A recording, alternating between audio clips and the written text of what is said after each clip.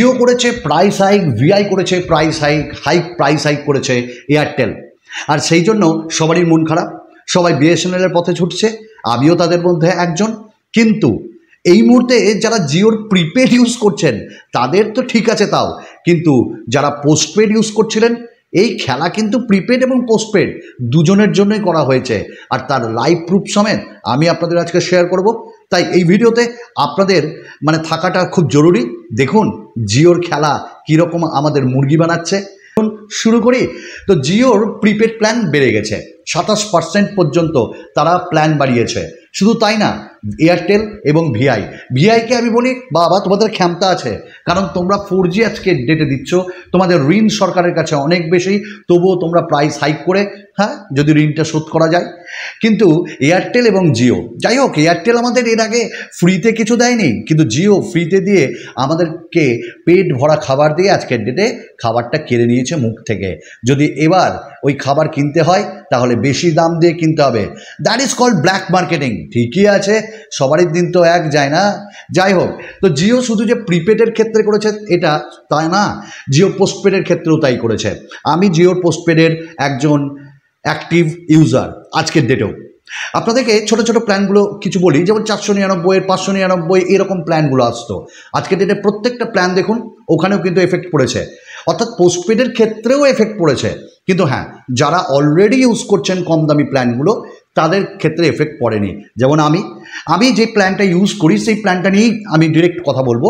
আমি প্রায় 1.5 থেকে 1.5 বছর আগে 199 টাকার জিওর পোস্টপেড প্ল্যান আমি নিয়েছিলাম। সেখানে আমাকে অফার করা হয়েছিল 25 GB ডেটা আর কোনো আনলিমিটেড বলতে পারেন আপনি, কোনো ক্যাচ নেই ওখানটায়, আনলিমিটেড কল, 100টা SMS পার ডে এবং 30 দিনের ভ্যালিডিটি, এবং তার সঙ্গে জিএসটি লাগিয়ে আমার 234 টাকা মতন 235 টাকা বিল আসে। আজকে ডেটে আমি বলবো আমি লাকি, কারণ জিওর ওই 235 টাকায় আপনি 30 দিনের ভ্যালিডিটি পাবেন না।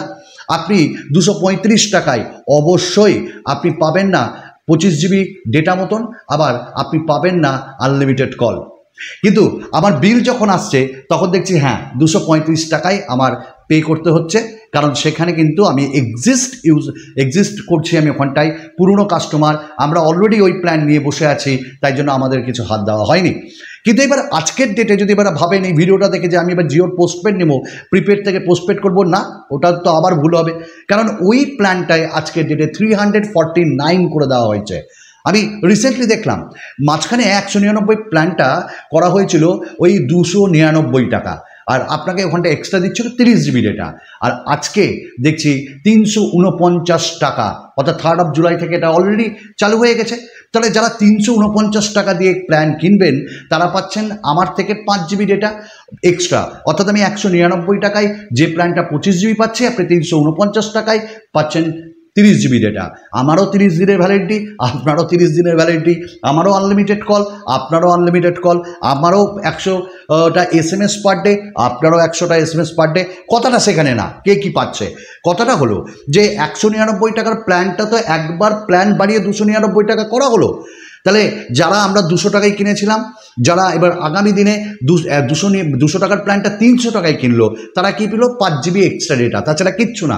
ঠিক আছে, তো আবার সেটাকে দ্বিতীয়বার প্ল্যান সেই প্রাইসটাকে বাড়িয়ে আরও 50 টাকা বাড়িয়ে দেওয়া হলো। বাহ বাহ বাহ বাহ, মামার বাড়ির আবদার। অর্থাৎ এর নাম হলো প্রাইভেট সংস্থা। প্রাইভেট সংস্থা আপনাকে যখন খুশি আকাশে ওড়াতে পারে, যখন খুশি নিচে নামিয়ে মাটিতে ফেলে দিতে পারে। জিওর এটা ঠিক হয়নি। আমি বলবো প্রিপেড প্ল্যান তো আপনারা সকলের জন্য বাড়িয়েছেন, কিন্তু পোস্টপেড প্ল্যান কারা নেয়? যারা একটা আলাদা রকমের ইউজার্সরা কিন্তু পোস্টপেড প্ল্যান ব্যবহার করে। আপনারা এটা জানেন যে জিওর পোস্টপেড, ভোডাফোনের পোস্টপেড, এয়ারটেলের পোস্টপেড, তো পোস্টপেড ইউজার্স আলাদা, কিন্তু এই আলাদা কাস্টমারদের জন্য তো আপনারা কিছু করলেন না। আপনারা একবার পোস্টপেড প্ল্যানের দাম বাড়ালেন, আবার সেই প্ল্যানটাকে 349 টাকা আজকে করে দিলেন। আপনাদের মুদ্রা কথা যে সার্ভিস দেওয়া নয় কাস্টমারকে, আপনাদের মুদ্রা কথা কি করে পকেটটাকে কাটবো, কেটে টাকাটা নিয়ে নেব। তাই এটা আপনাদের প্রুভ করলাম যে জিও যে শুধু প্রিপেড ইউজার্সদের কাটছে তা না, পোস্টপেড যারা ইউজার্স তাদেরকেও কাটছে। এবং আমার মনে হয় না বাংলায় এইরকম কন্টেন্ট আপনাকে কেউ দিয়েছে। তাই অনেক কিছু পড়াশোনা করে, অনেক কিছু দেখে সততার সাথে আপনাদের সঙ্গে শেয়ার করতে হয়। এর জন্য আমার মনে হয় এই ওয়েস্ট বেঙ্গলের ছোট্ট শহর থেকে আমাদেরকে একটু সাহায্য করা উচিত, যার জন্য সাবস্ক্রাইব আপনি করতে পারেন, লাইক করতে পারেন, কমেন্টস করতে পারেন, তবে আপনার ভালো না লাগলে অবশ্যই ডিসলাইক করতে পারেন, ওটাও আপনার অধিকার। তাই আজকের ডেটে জিও প্রাইস হাইক করে সবারই মাথা হেট করে দিয়েছে। মানুষ এক কথায় তিরস্কার করছে জিওকে, এয়ারটেলকে, ভিআইকে। তবে জিওর আমার মনে হয় এতটা কাটা বোধহয় লোকেদের মানে ঠিক হচ্ছে না। তাই আমি বলবো যারা জিওতে ইউজ করছেন তারা বিএসএনএলে পোর্ট করুন, তবে সেকেন্ডারি সিম, আপনার প্রাইমারি সিম নয়।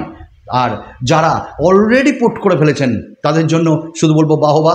তো এই ছিল আজকের ডেটের এই ভিডিও। আর আরেকটা কথা, জিওর সার্ভিসও খুব খারাপ হয়ে যাচ্ছে, এবং আপনি যদি কমপ্লেন করেন, মানে জিওর যারা অপারেটর আছে তারা আসবে না, আপনার ইঞ্জিনিয়াররা আপনার কোথাও আপনার লোকালিটিতে ফোন করে বলবে আপনি কোথা থেকে বিলং করছেন, এসে একটা আপডেট দিয়ে দিবে, কোনো সমস্যা নেই আপনার লোকালিটিতে। দারুণ 5G। জাস্ট এইটুকুন ছিল আপনাদের সঙ্গে শেয়ার করা। টাকা বেশি নিচ্ছে জিও, সার্ভিস সেরকম উন্নত করেনি। যাই হোক, আরেকটা ভিডিওতে আপনাদের সঙ্গে দেখা হবে খুব তাড়াতাড়ি। ধন্যবাদ।